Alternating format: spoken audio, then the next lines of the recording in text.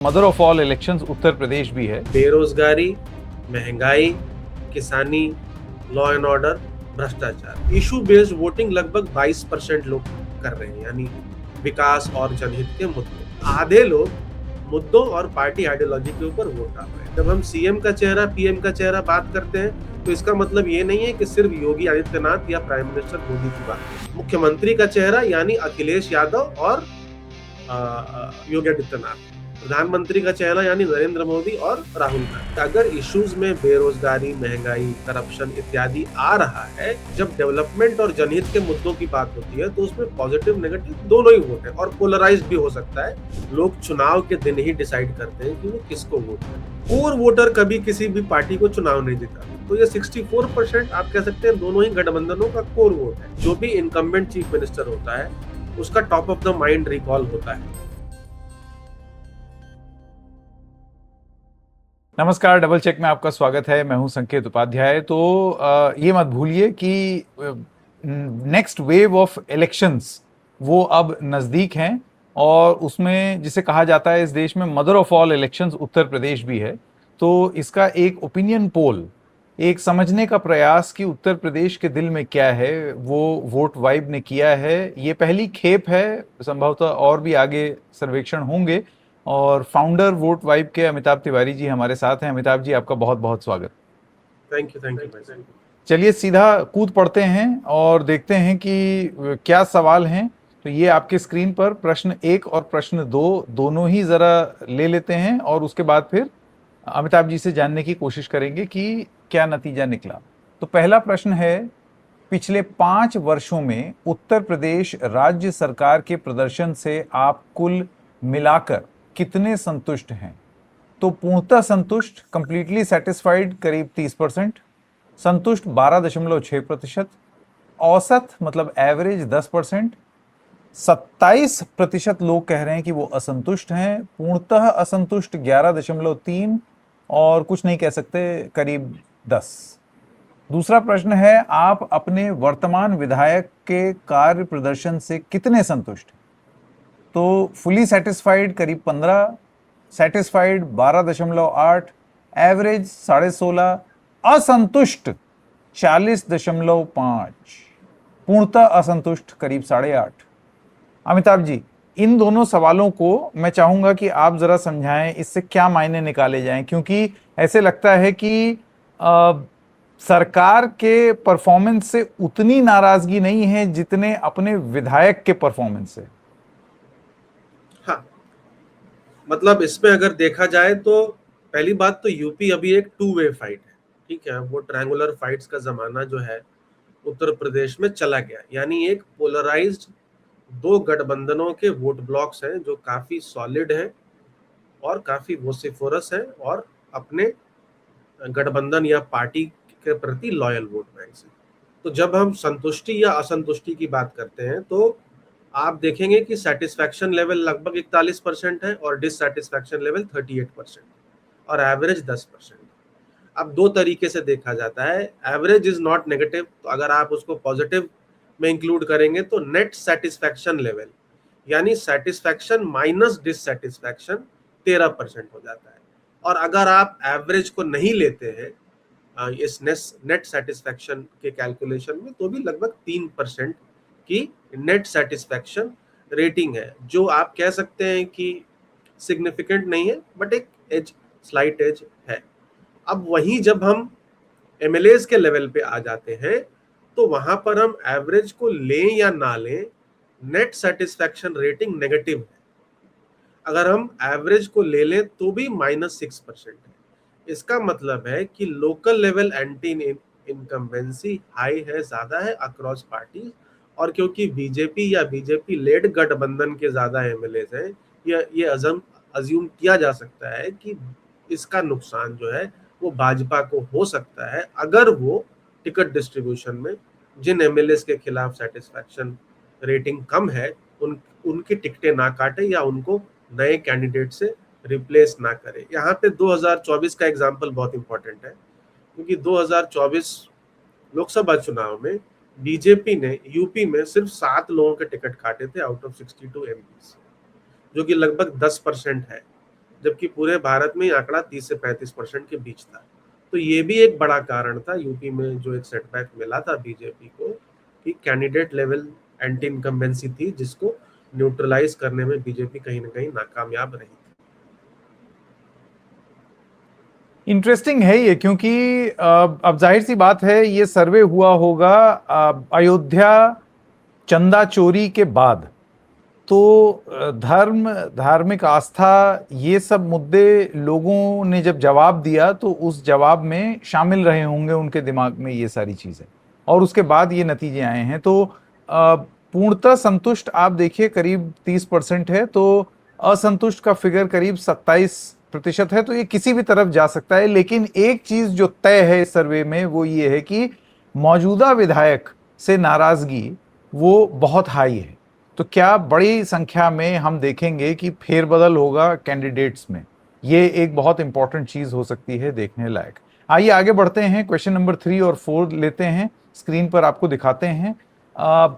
प्रश्न 3, आपकी राय में इस चुनाव का सबसे महत्वपूर्ण मुद्दा क्या है? तो बेरोजगारी 23% पर है, महंगाई 12, कानून व्यवस्था 10 पर, शिक्षा और स्वास्थ्य जिसको लेकर के अभी खासा हंगामा मचा हुआ है 13.7, किसानों के मुद्दे करीब 14%, बिजली सड़क पानी जो बेसिक मुद्दा माना जाता है वो 4% इंपॉर्टेंट है, सामाजिक न्याय 5.5, भ्रष्टाचार 11.4, इसके अलावा SIR, याद कीजिए यूपी की SIR एक्सरसाइज, वो 1.5% मुद्दा है, बाकी अन्य मुद्दे 4.5% हैं। अब चौथा प्रश्न है, मतदान करते समय आप किसे सर्वाधिक महत्व देंगे? क्योंकि यहां पर एक चीज समझनी जरूरी है कि मुद्दा बड़ा क्या है और क्या उस बड़े मुद्दे पर वोट डलेगा, ये दो अलग अलग चीजें होती हैं चुनाव में। तो ये सवाल अमिताभ जी ने पूछ दिया अपने सर्वे में। तो उसमें उम्मीदवार की व्यक्तिगत छवि 15.5% पर है, पार्टी की विचारधारा करीब 25%, जाति 4% के आसपास, मुख्यमंत्री का चेहरा 13.5%, प्रधानमंत्री का चेहरा 5.3%। याद कीजिए ये योगी आदित्यनाथ, यानी कि अपने आप में एक बड़ा चेहरा, उनका चुनाव है, ये मोदी का चुनाव नहीं है। तो मोदी का चेहरा 5% ही फैक्टर है।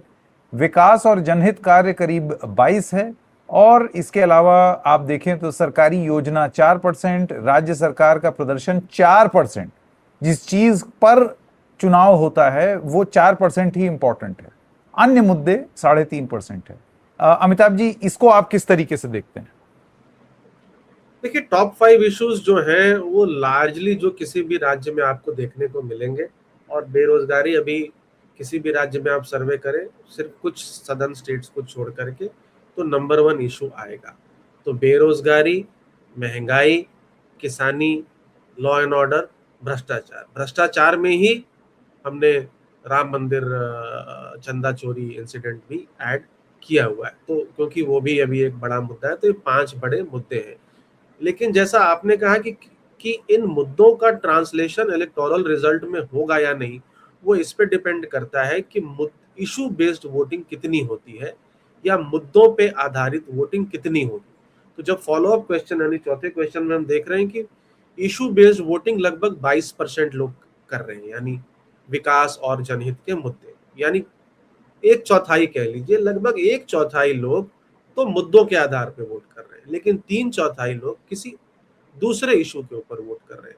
उसमें 1/4 पार्टी आइडियोलॉजी है, यानी आधे लोग मुद्दों और पार्टी आइडियोलॉजी के ऊपर वोट डाल रहे हैं। पार्टी आइडियोलॉजी अगर 1/4 है, मतलब ये लगभग कोर वोटर है, किसी भी दल का हो सकता है, जो आइडियोलॉजिकल वोटर है, जो सदियों तो नहीं बट दशकों से, सालों से एक पार्टी को वोट करता आ रहा है। अब इसमें लिंक हो जाता है क्वेश्चन नंबर 2 से कि क्यों काफी इंपॉर्टेंट है कैंडिडेट की छवि या टिकट डिस्ट्रीब्यूशन, क्योंकि कैंडिडेट पे 15% लोग वोट कर रहे हैं, 15.5% लोग, और 15.5% तो किसी भी चुनाव में विक्ट्री मार्जिन नहीं होती है किसी भी दल की। तो दो दलों के बीच का डिफरेंस होता है 4-5% नॉर्मली, ऐसा हमको देखने को मिलता है। तो कैंडिडेट काफी इंपॉर्टेंट रहने वाला है इस प्रेसिडेंशियल स्टाइल इलेक्शन के युग में भी। कैंडिडेट जो है वो बहुत इंपॉर्टेंट है, और 2024 का एग्जाम्पल भी हमने इसमें देख लिया है। फिर जैसा आपने कहा है कि प्रेसिडेंशियल स्टाइल पे भी जितने लोग वोट कर रहे हैं, लगभग 18%, उसमें भी योगी मतलब सीएम के चेहरे, क्योंकि ये लोकल चुनाव है तो सीएम का चेहरा ज्यादा महत्वपूर्ण है प्राइम मिनिस्टर के चेहरे से। जब हम सीएम का चेहरा, पीएम का चेहरा बात करते हैं तो इसका मतलब ये नहीं है कि सिर्फ योगी आदित्यनाथ या प्राइम मिनिस्टर मोदी की बात कर रहे हैं। मुख्यमंत्री का चेहरा यानी अखिलेश यादव और योगी आदित्यनाथ, प्रधानमंत्री का चेहरा यानी नरेंद्र मोदी और राहुल गांधी, क्योंकि ये दोनों ही दलों, दोनों ही गठबंधनों के लिए एप्लीकेबल है। तो कुल मिलाकर के इश्यूज हैं, हालांकि इश्यूज ही सिर्फ एक डिटरमाइनिंग फैक्टर नहीं है, और मुझे लगता है कि यहाँ पे लीडरशिप और कैंडिडेट ये दोनों जो है वो काफी इंपॉर्टेंट रोल प्ले कर सकते हैं। इंटरेस्टिंग है, और खास तौर से ये चौथे क्वेश्चन में अगर आप देखें तो विकास और जनहित के मुद्दे भी 22% पर है। एक बार को मैं समझ सकता हूं कि आप उम्मीदवार की व्यक्तिगत छवि को बदलने का प्रयास कर सकते हैं नए उम्मीदवार दे करके, पार्टी की विचारधारा को आप और आगे, जैसे समाजवादी पार्टी अपनी विचारधारा, भाजपा अपनी विचारधारा आगे ला सकती है। मुख्यमंत्री का चेहरा एक फैक्टर हो सकता है क्योंकि क्लियरली एक पर्सनैलिटी कॉन्टेस्ट है। लेकिन ये जो विकास और जनहित के मुद्दे पर 22%, ये आप इसको इंपॉर्टेंट मानते हैं? क्योंकि यहीं पर सारा खेल हो सकता है। 22% इंपॉर्टेंस, हाँ ऑफ कोर्स इम्पोर्टेंट है, और ये फिर लिंक हो जाता है आपके क्वेश्चन नंबर 1 से, ठीक है, जो है कि भाई 1 and 2 टू सम एक्सटेंट की सेटिस्फैक्शन लेवल सरकार या एमएलए से कितनी है। तो जब हम डेवलपमेंट और जनहित के मुद्दों की बात करते हैं और इसको जब हम लिंक करते हैं मुद्दों के साथ, इश्यूज के साथ, तो ये एक सोचने वाली बात जरूर है कि अगर इश्यूज में बेरोजगारी, महंगाई, करप्शन इत्यादि आ रहा है, इसका मतलब ये नहीं है नेसेसरीली कि ये एंटी गवर्नमेंट वोट है। हो सकता है कि कुछ लोग मान रहे हो कि भाई लॉ एंड ऑर्डर के ऊपर सरकार का कामकाज ठीक है, करेक्ट, तो वो एक पॉजिटिव वोट हो जाएगा। इशू बेस्ड वोटिंग है लेकिन पॉजिटिव वोटिंग भी हो सकती है, मेरे कहने का ये मतलब है, ठीक है। व्हेन वी से अनएम्प्लॉयमेंट, तो अनएम्प्लॉयमेंट यानी लैक ऑफ जॉब्स या क्रिएशन ऑफ जॉब्स भी, करेक्ट। तो अगर बेरोजगारी के ऊपर कुछ लोगों को लगता है कि काम हुआ है तो वो पॉजिटिव वोट भी हो सकता है। तो उसमें जब डेवलपमेंट और जनहित के मुद्दों की बात होती है तो उसमें पॉजिटिव नेगेटिव दोनों ही वोट है, और पोलराइज्ड भी हो सकता है, जैसा सारे सवालों में हमको देखने को मिला है। अब याद रखिए ये उत्तर प्रदेश का चुनाव है, यहां पर अपने आप में जो मुख्यमंत्री हैं वो उनकी पर्सनैलिटी इस तरीके की है। 2022 में आप लोगों को याद है 2021 में कितना घमासान मचा था, लेकिन इस बार अमिताभ जी ऐसे लगता है कि बीजेपी में उतना घमासान नहीं मचा है। यानी कि नितिन नबीन की जो नई टीम है जो यूपी के लिए भी है, उसमें यूपी का प्रतिनिधित्व बहुत है। नितिन नबीन गए भी योगी आदित्यनाथ से मिल करके आए, यानी कि एक प्रयास सेंटर स्टेट बोनोमी बनाने का, जो अभी भी आप राजनीतिक हलकों में बात करें तो नहीं है, एक अनबन बनी रहती है योगी आदित्यनाथ और केंद्र के बीच में। आइए अब क्वेश्चन नंबर 5 और 6 लेते हैं, और ये रोचक प्रश्न हैं, इस वजह से इन पर थोड़ा समय ज्यादा दिया जाएगा। प्रश्न नंबर 5, क्या आपने तय कर लिया है कि आप किसे वोट देंगे? जरा देखिए संख्या। हाँ, पूरी तरीके से तय करके बैठे हुए हैं 64.4% यूपी के लोग। हाँ, पर अंतिम निर्णय नहीं लिया है 19%। अब आप पहले और दूसरे हाँ को मिला दीजिए तो ये एक बहुत बड़ी संख्या है। फ्लोटिंग वोट की गुंजाइश ही नहीं बची है क्वेश्चन नंबर 5 में, क्योंकि 64% बहुत बड़ा फिगर होता है। पहले से ही लोग मन बनाए बैठे होंगे, अभी तय नहीं किया वगैरह, आप देखिए सिंगल डिजिट में चला जाता है। प्रश्न नंबर 6 है, उत्तर प्रदेश के अगले मुख्यमंत्री किसको होना चाहिए वो नाम। और योगी आदित्यनाथ, यानी कि अगर बीजेपी अगर सोच भी रही है कि ये मुख्यमंत्री का चेहरा बदला जाए, तो वो प्रोजेक्शन आप चुनाव से पहले नहीं कर पाएंगे, ना ही उसके बारे में बात कर पाएंगे। चेहरा योगी आदित्यनाथ को बनाना पड़ेगा, कहता है ये सर्वे। 43.4% उनका चेहरा, लोग उनको मुख्यमंत्री देखना चाहते हैं। लेकिन अखिलेश भी पीछे नहीं है, 35.5% पर है। और अभी ये आपको बता दें, ये अभी के आंकड़े हैं, हो सकता है जैसे जैसे चुनाव की गर्मी तेज होगी ये आंकड़े बदल भी सकते हैं। अमिताभ जी, मैं चाहूंगा कि आपके लिए इसमें क्या रोचक बात रही वो आप दर्शकों को बताएं। देखिए एक बात तो जरूर है कि अगर आप सीएसडीएस का भी सर्वे अगर हम हिस्टोरिकली भी एनालाइज करें तो उनके सर्वे में भी 25 से 30% लोग जो है वो काफी एंड में जाकर के डिसाइड करते हैं। इनफैक्ट उनके सर्वेज में लगभग 12 से 15% लोग चुनाव के दिन ही डिसाइड करते हैं कि वो किसको वोट करेंगे, क्योंकि हम और आप इस प्रोफेशन में हैं, तो हम लोगों को लगता है कि भाई पॉलिटिक्स और इलेक्शंस के अलावा जीवन में और कोई काम नहीं है, और भी गम है दुनिया में चुनावों के अलावा, करेक्ट।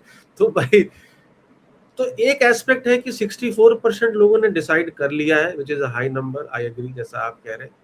बट एक दूसरा पैरेलल एस्पेक्ट है कि कोर वोटर कभी किसी भी पार्टी को चुनाव नहीं जिताता। तो ये 64% आप कह सकते हैं दोनों ही गठबंधनों का कोर वोट है, करेक्ट। लगभग 30% वहां पर मुस्लिम यादव आबादी है।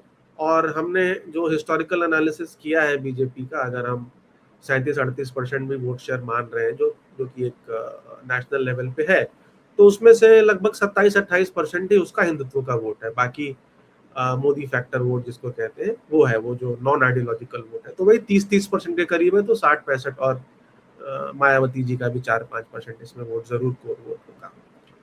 अब ये जो 19% है उसने डिसाइड तो कर लिया है, लेकिन वो चेंज कर सकता है। मतलब वो किस तरह का नैरेटिव, कैंपेन, मैनिफेस्टो, आप कैंडिडेट चेंज करते हैं कि नहीं।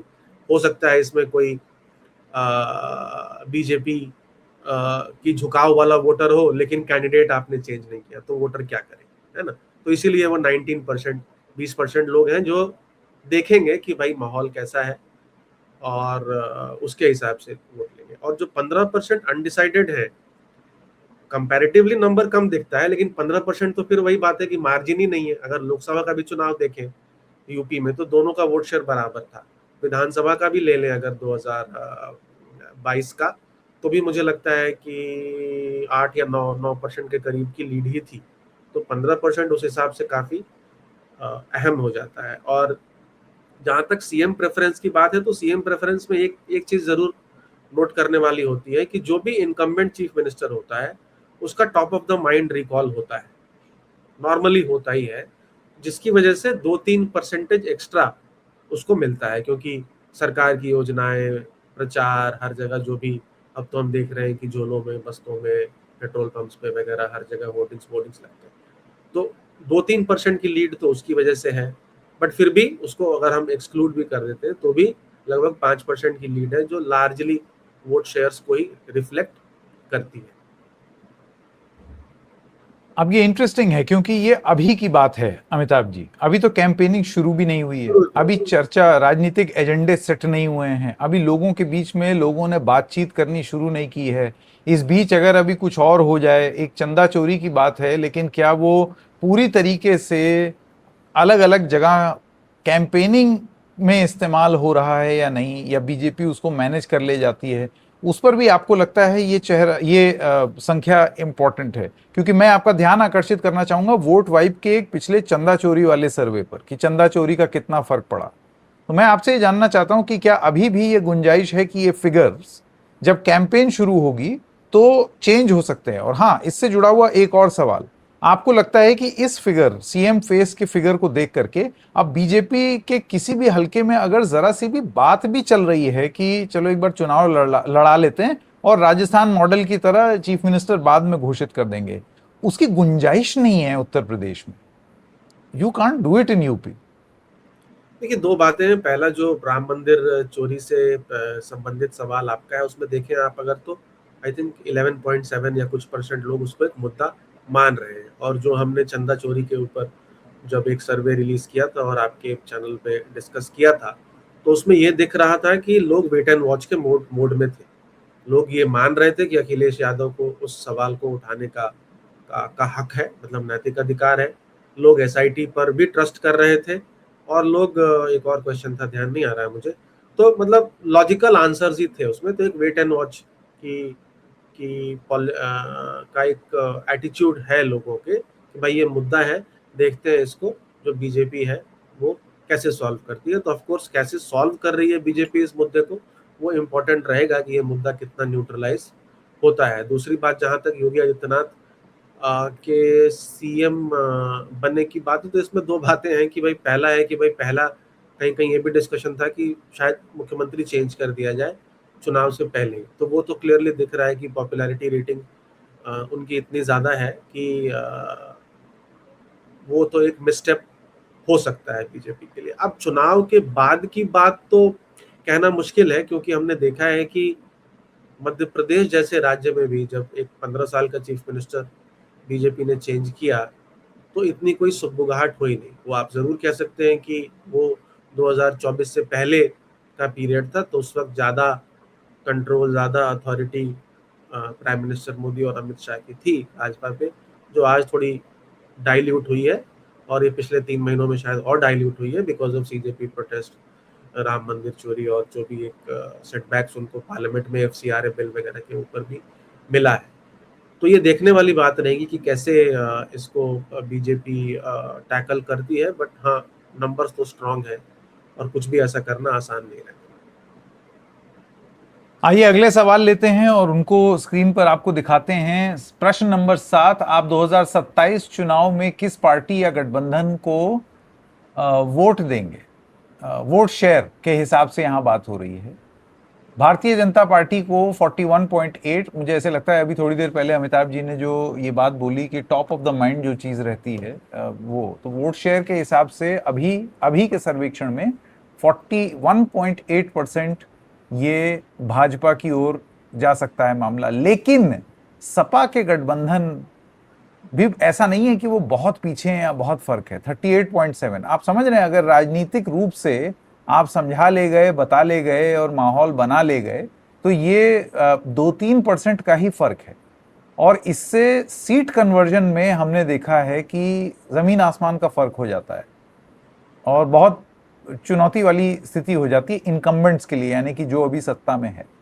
और प्रश्न 8 है, आपके हिसाब से 2027 का विधानसभा चुनाव कौन सी पार्टी जीतेगी? एकदम पॉइंट ब्लैंक ही पूछ दिया। विजेता परसेप्शन, विनर परसेप्शन, कि आपके हिसाब से कौन जीतेगा। अब यहां एक हल्की सी बाजी हम देखते हैं समाजवादी पार्टी के फेवर में अभी है। 41.2% कह रहे हैं कि समाजवादी पार्टी जीतेगी। भारतीय जनता पार्टी के लिए 41.1% है। बहुत गैप नहीं है।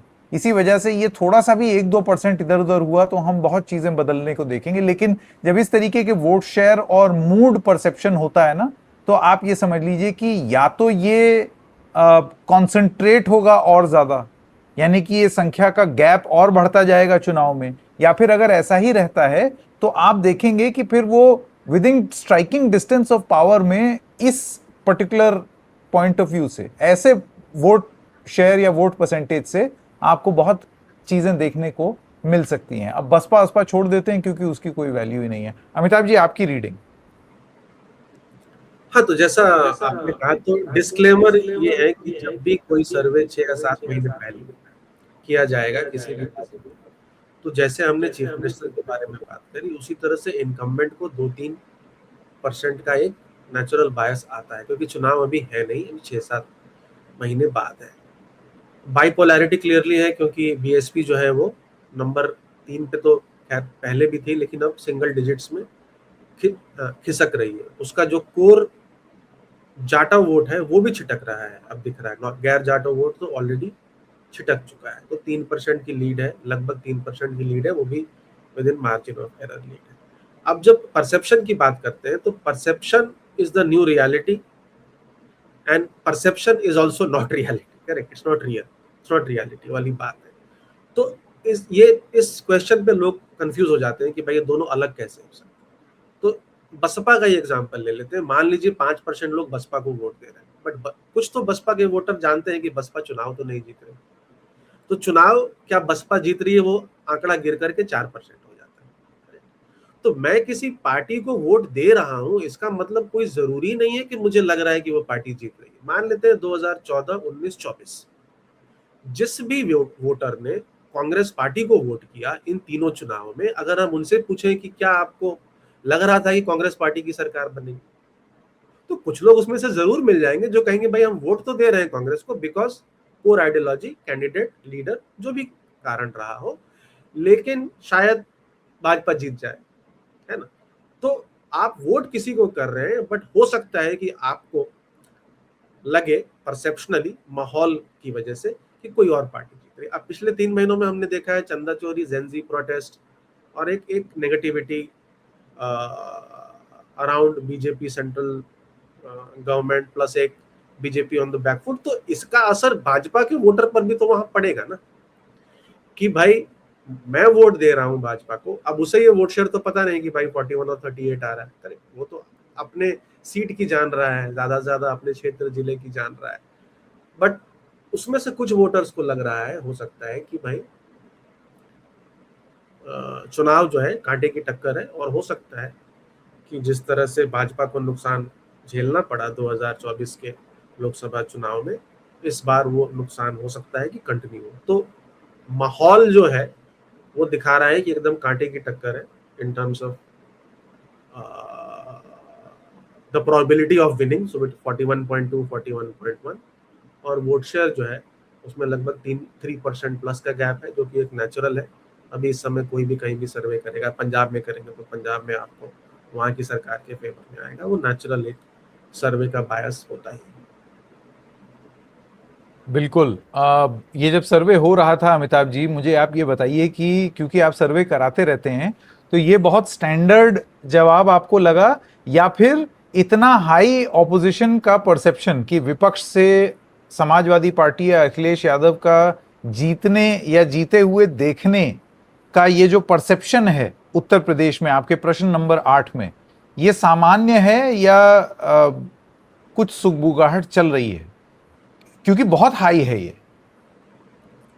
देखिए, एक तो क्लियरली अभी यूपी मैं कहूंगा ऑलमोस्ट 2017 तक ट्रायंगुलर कॉन्टेस्ट हुआ करता था। इवन 2022 भी अगर आप ले लें तो बसपा को 13% मत था, 13% तो गैप नहीं था एनडीए और सपा गठबंधन में, तो उसने कहीं बीजेपी का गेम बिगाड़ा, कहीं समाजवादी पार्टी का गेम बिगाड़ा।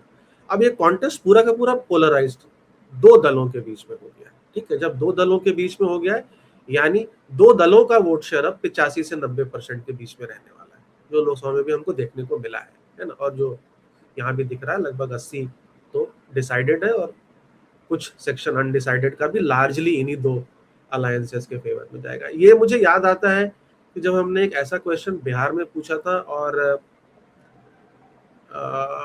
जब जब कैंपेन डीरेल नहीं हुआ था